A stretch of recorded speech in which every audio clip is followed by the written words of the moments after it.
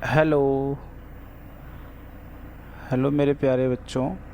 Target competition academy में आपका स्वागत है। और ये है क्लास 10th का N C E R T books NCERT की जो किताब है हिंदी माध्यम की गणित की, उस किताब को पूरा पढ़ा जाएगा। इसका मतलब ये हुआ कि एनसीईआरटी का पूरा सिलेबस कवर किया जाएगा, पहली बात।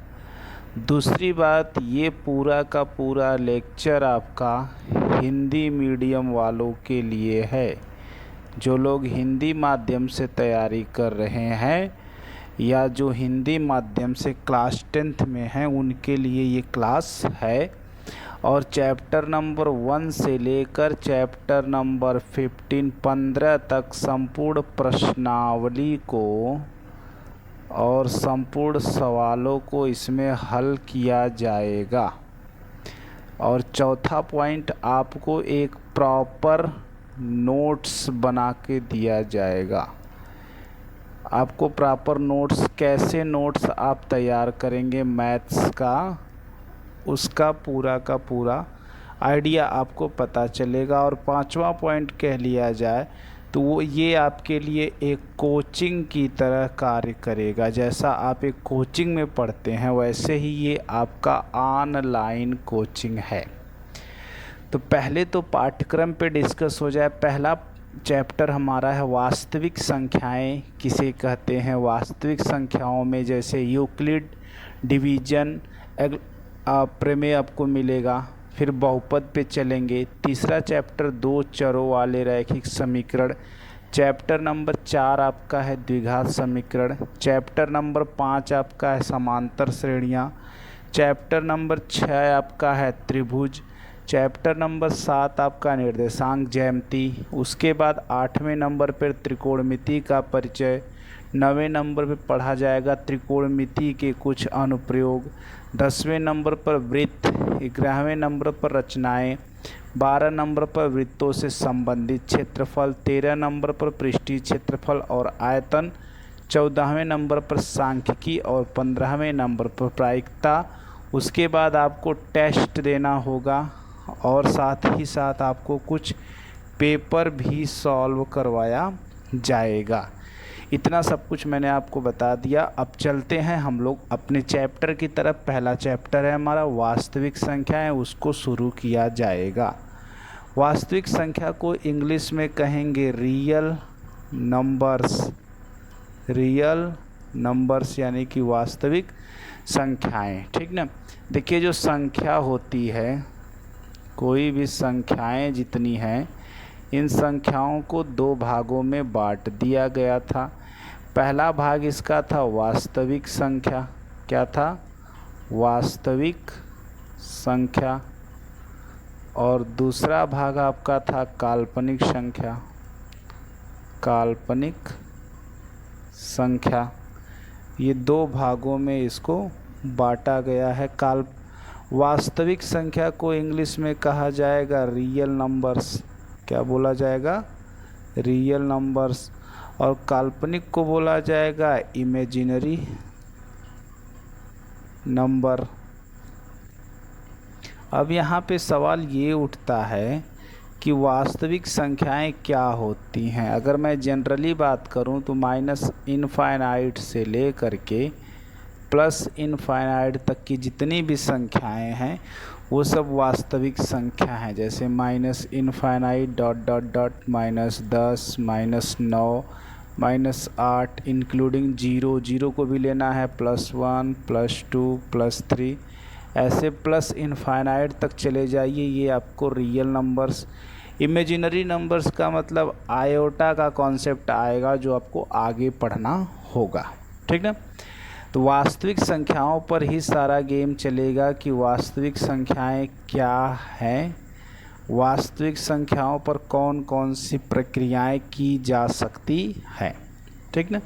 चलिए तो पहला हम लोग टॉपिक अपना शुरू करेंगे यूक्लिड विभाजन प्रमेयिका, यानी कि यूक्लिड डिवीजन एल्गोरिदम, यानी यूक्लिड विभाजन प्रमेयिका से शुरू किया जाएगा। इसको शार्ट में पहले समझने की कोशिश कर लीजिएगा। जैसे देखिए कोई भी नंबर हम लेते हैं, मान लीजिए कि एक नंबर है आपका 11, इस नंबर में हम 3 से भाग देते हैं, या चलिए 3 को हटाइए, हम किसी दूसरे नंबर 4 से भाग देते हैं। किससे भाग देते हैं?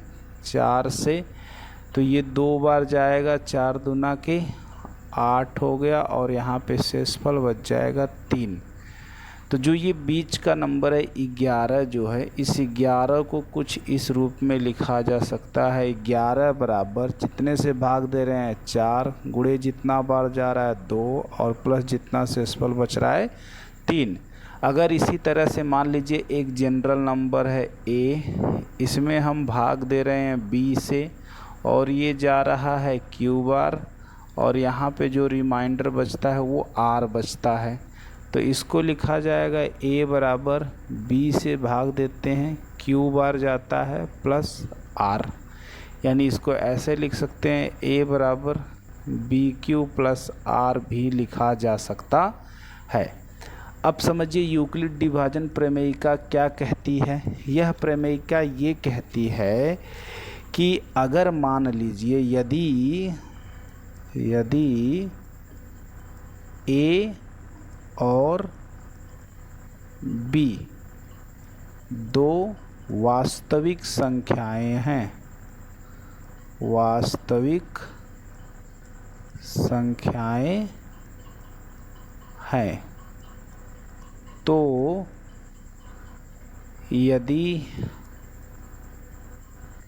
b से a को भाग दिया जाए तो निश्चय ही q और r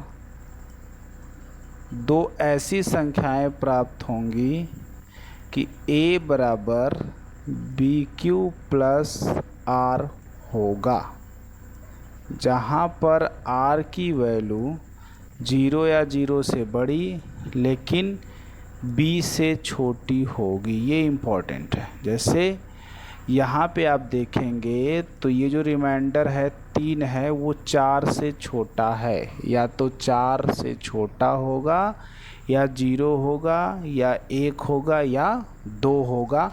और यही है आपकी यूक्लिड विभाजन प्रमेयिका, ठीक ना। अगर आप आगे चलें देखें कि ये टॉपिक है कि यूक्लिड विभाजन प्रमेयिका से HCF कैसे निकाला जाएगा। क्या निकालना है आपको? HCF। तो पहले ये जान लीजिए कि HCF का फुल फॉर्म है हाईएस्ट कॉमन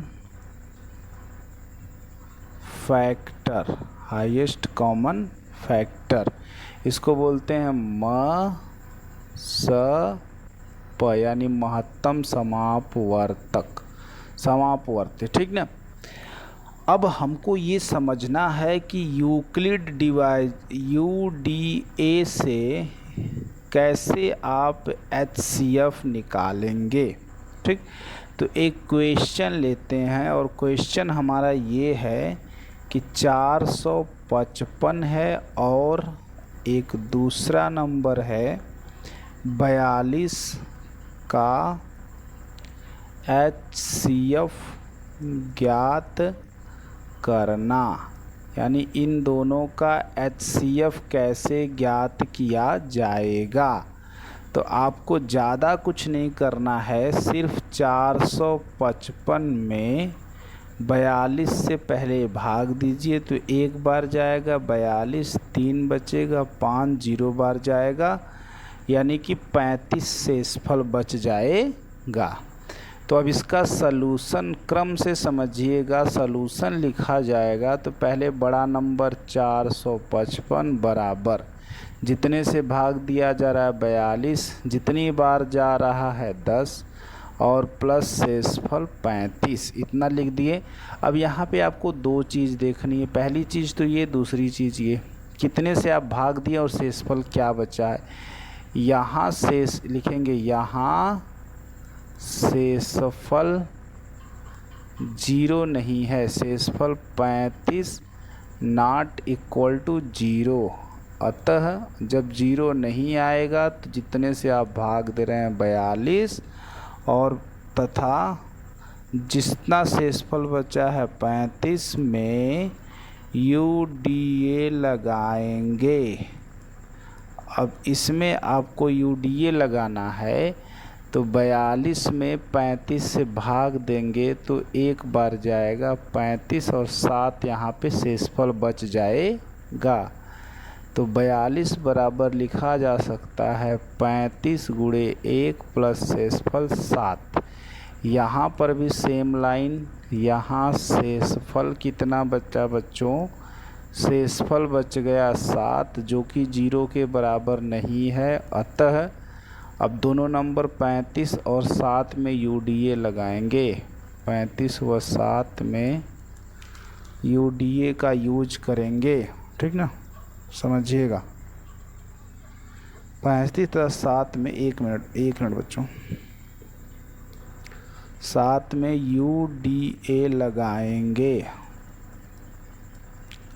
अब इसमें UDA लगाने का मतलब कि 35 में 7 से भाग देंगे तो 5 बार जाएगा, प्लस शेषफल 0 बचेगा।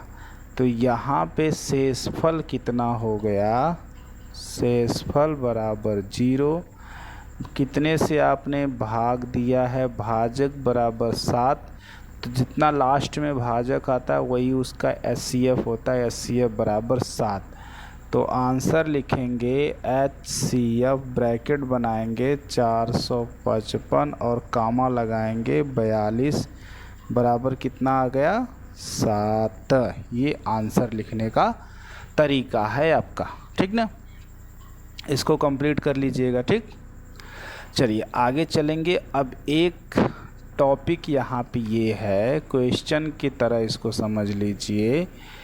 कह रहा है कि दर्शाइए यानी दिखाइए कि प्रत्येक धनात्मक समपूर्णांक, जितने भी धनात्मक समपूर्णांक हैं वो सब के सब 2q के रूप के होते हैं, तथा प्रत्येक धनात्मक विषम पूर्णांक 2q + 1 के रूप का होता है।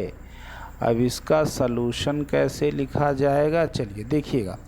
मान लेते हैं कि माना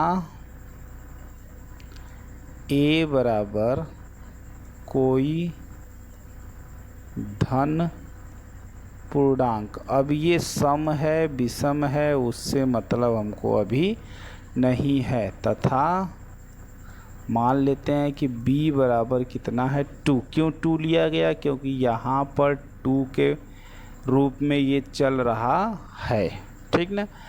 अगर B से आप A को भाग देंगे तो क्या रिजल्ट आपको मिलने वाला है, यही सबसे इम्पॉर्टेंट चीज़ है यहीं पे समझने वाली। जब आप B से 2 में भाग देंगे तो माना शेषफल R है, R बचेगा, जहाँ R का मान या तो 0 होगा या तो 1 होगा, क्योंकि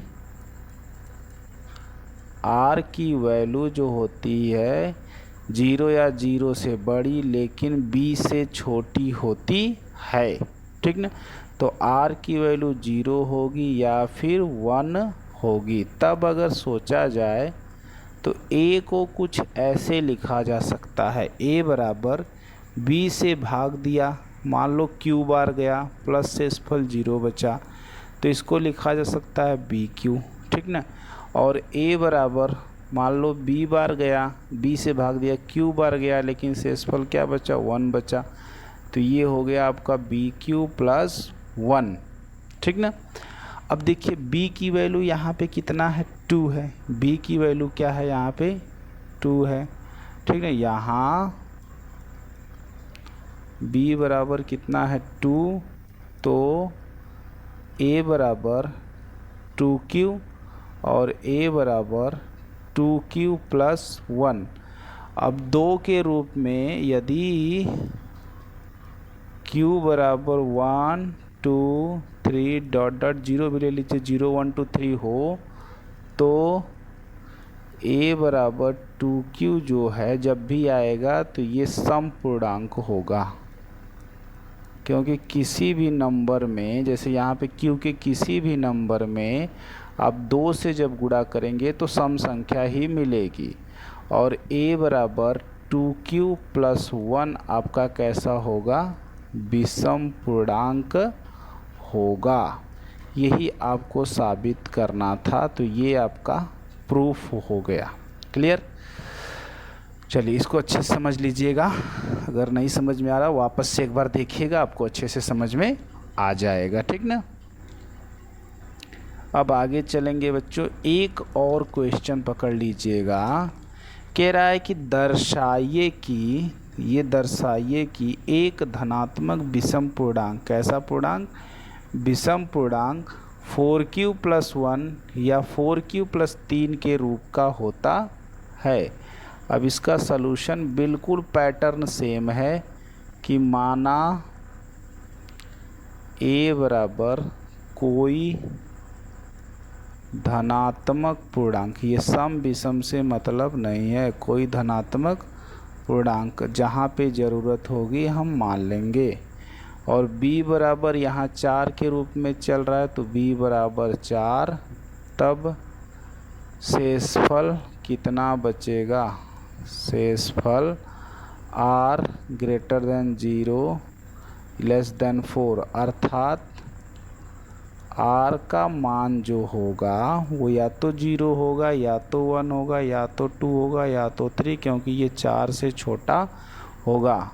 तब कोई पूर्ण संख्या q के लिए, मान लीजिए कोई पूर्ण संख्या q के बार में ये जाता है, भाग देने पर q के बार जाता है 0 के लिए, अगर ऐसा हो रहा है तो a बराबर पहला अगर है b से भाग दिया q बार गया प्लस 0, अर्थात कि a बराबर 4q, b का मान 4 है।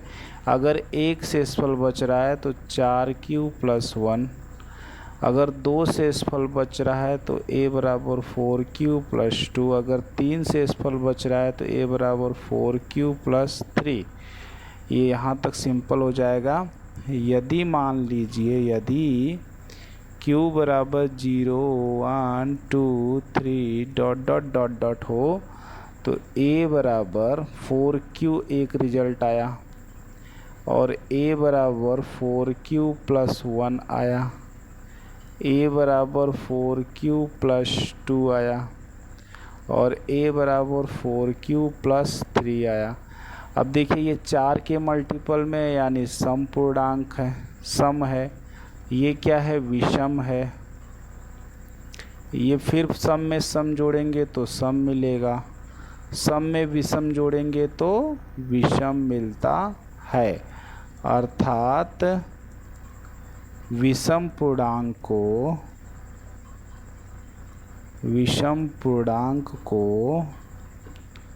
किस रूप में लिखा जा रहा है, 4q प्लस 1 या 4q प्लस 3 के रूप में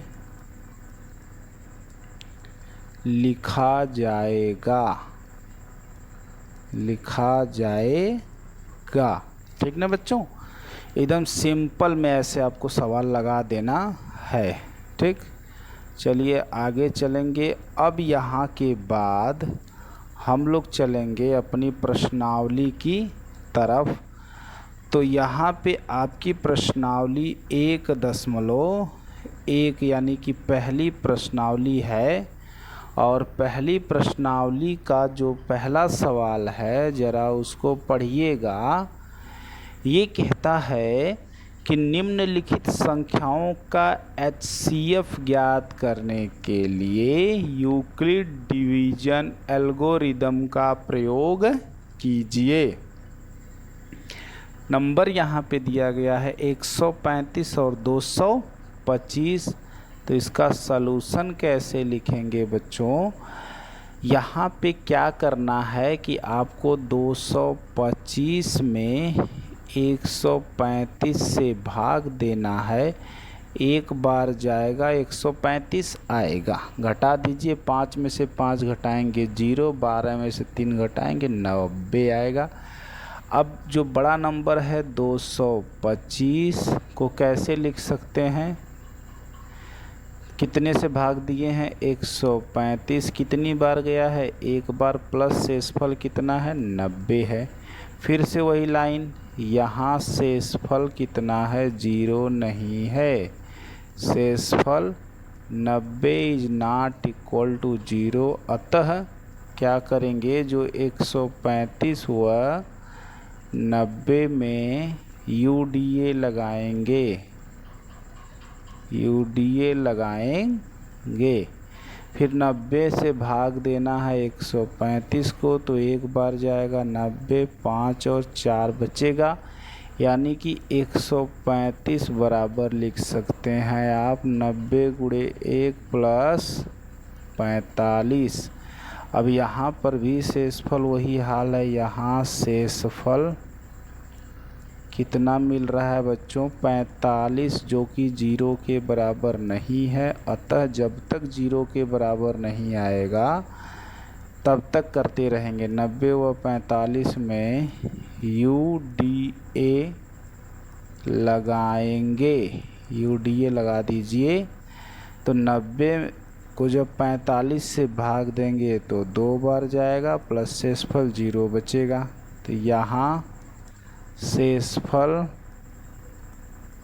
बराबर कितना आ गया 0, कितने से भाग देने पर आया है 45 से, तो HCF कितना होगा 45। लिखने का तरीका कैसे लिखेंगे, HCF नंबर कौन कौन सा है 135 कामा 225 बराबर कितना आ रहा है 45। ये आपका आंसर हो जाएगा, ठीक ना। चलिए यहाँ तक तो हो गया। अब आप आ जाइए अगले सवाल की तरफ, देखते हैं अगला सवाल यानी इसका दूसरा सवाल कौन सा है। दूसरा सवाल है 196 और 38,220 में आपको UDA लगाना है। तो सिंपल 38,220 को भाग कर दीजिए 196 से। भाग करेंगे तो पहले ये एक बार जाएगा 196 हो गया, 12 में से 6 घटाएंगे 6 आपको मिलेगा, 17 में से 9 घटाएंगे 8 मिलेगा, 2 में से 1 घटाएंगे 1 और यहाँ पे 2 उतर जाएगा। अब ये जाएगा आपका 9 बार, 9 छक 54 को 4 आपका हासिल हो गया 5 का, और 9 का गुणा 9 में 9 9 81, 5 86 और 9 1 कम 9 और 8 17। अब यहाँ 12 में से 4 घटाएंगे 8 आ गया, 6 में से 6 मतलब यहाँ से 1 कम हो गया, तो ये हो गया आपका 15 में से 6 घटाएंगे 9 और इधर कटकुट 0। अब ये 5 बार जाएगा, 5 छक 30, 5 9 45, 3 48, 5 1 कम 5 4 9, यानी पूरा का पूरा कट जाएगा। ये तो बहुत ही आसान है। इसका सलूशन लिखेंगे 38,220 बराबर कितने से भाग दिया गया 196 से, कितनी बार गया है 195 प्लस शेषफल है 0। तो यहाँ शेषफल बराबर 0 आ गया।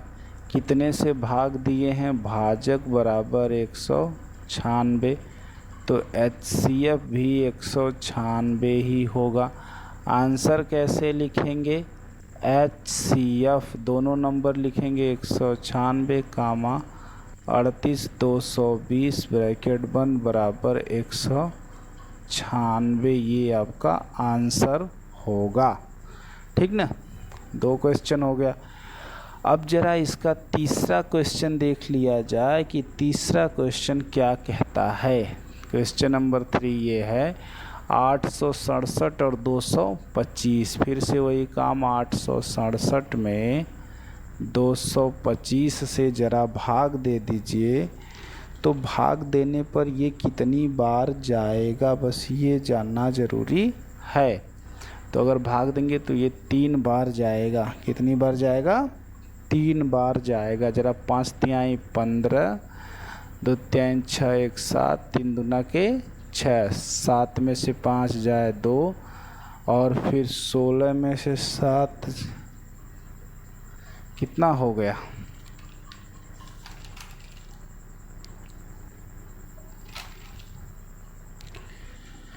फिर इसको भाग दीजिए 3 बार। 5 तिहाई 15, 3 दूना के 6, 1 7, और 2 तिहाई 6, 2 तिहाई 6, ठीक ना। तो इसको क्या लिख सकते हैं? 800, 5 तिहाई 15, 7 में से 5 जाए 2, और उसके बाद यहाँ पे हो गया 16 में 7 जाए 9, 7 16, और फिर इधर 7 में से 6 जाए 192। कितना आ रहा है? 192। कुछ गलती हो रही है क्या? 25 तिया 75, 2 तिहाई 6।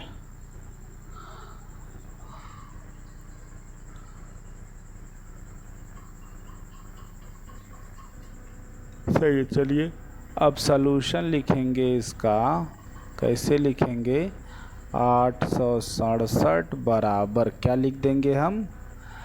225 से भाग दिया, 3 बार गया, शेषफल 192 बच गया, ठीक ना।